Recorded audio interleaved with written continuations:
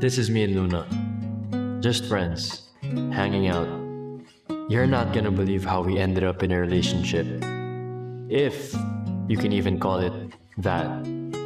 Sobrang ganda!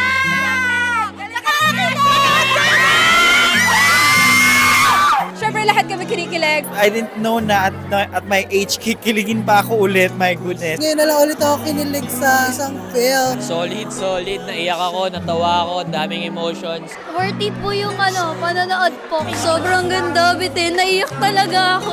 Sobrang roller coaster yung pelikula. Napakaganda niya. So, panoorin yung lahat. Luna, nagka-boyfriend ka na ba before? Ligawan mo ako? Pwede ba? Ligaw-ligaw pa? Ka-dare-dare? Tayo na agad. Tatawa ka, kikiligin, maiiyak ka. Nakakabaliw! Ganun ako nung college eh. Ako yun, Luna! Para akong binalik sa high school ito while watching this film. Parang di sila uma-acting. Natural na natural. I'm looking forward for Best Actress, Best Actor.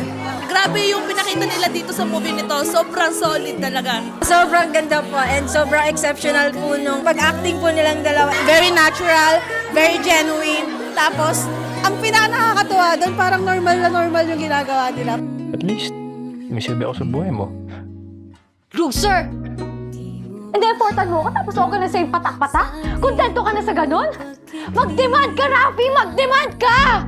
Luna, wala akong pakialam kung di mo reciprocate ang efforts ko. I'm consenting to this. 200% ang kilig, grabe!